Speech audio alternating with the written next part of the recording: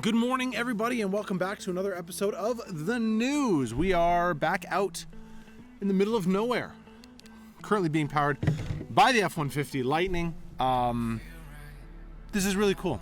I immediately regret my decision, though, because there's a lot of mosquitoes out here. But regardless, let's get right into this.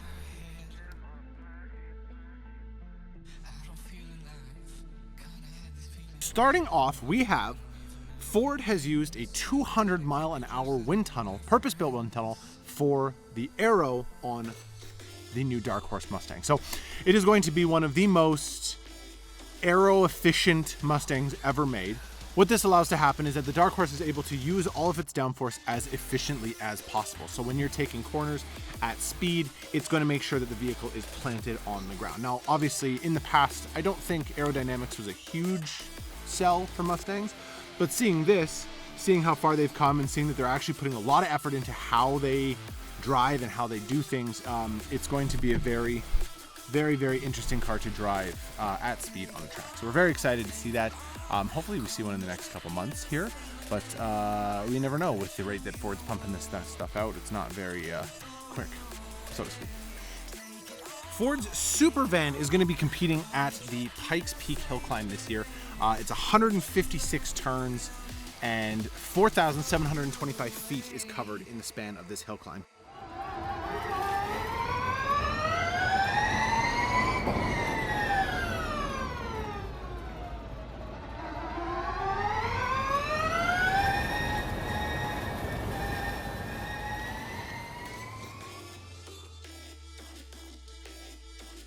So Ford has their electric, purpose-built transit van with crazy aero that's been sculpted to basically compete in this race, which is going to be very interesting because it is an electric vehicle.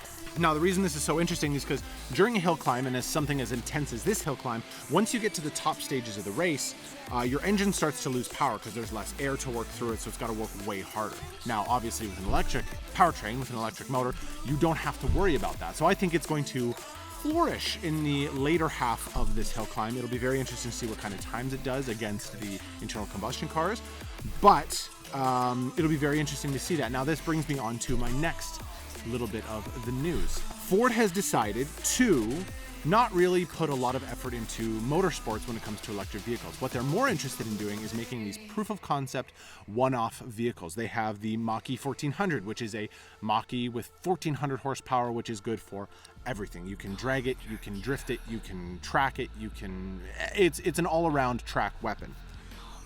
They have the Cobra Jet, which is an electric drag car, which is completing quarter-mile times at ridiculous speeds. And then you have, obviously, the SuperVan. So they are coming out with a F-150 Lightning variant of a performance vehicle, but it is going to be a one-off proof-of-concept type vehicle. So it'll be very interesting to see what they do next with that idea.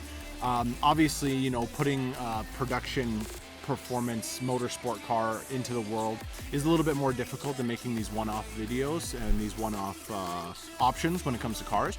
But I think it's really cool. I think it's cool that they're taking that and they're saying, you know, let's see how ridiculous we can make this. Let's see how ridiculous we can make this. And I think they're doing a very good job with it. And last but not least, Ford has released a variant of the Mustang based on the Dark Horse that will be competing at the 24 Hour of Le Mans next year in 2024. And it is a beautiful car. Take a look at this.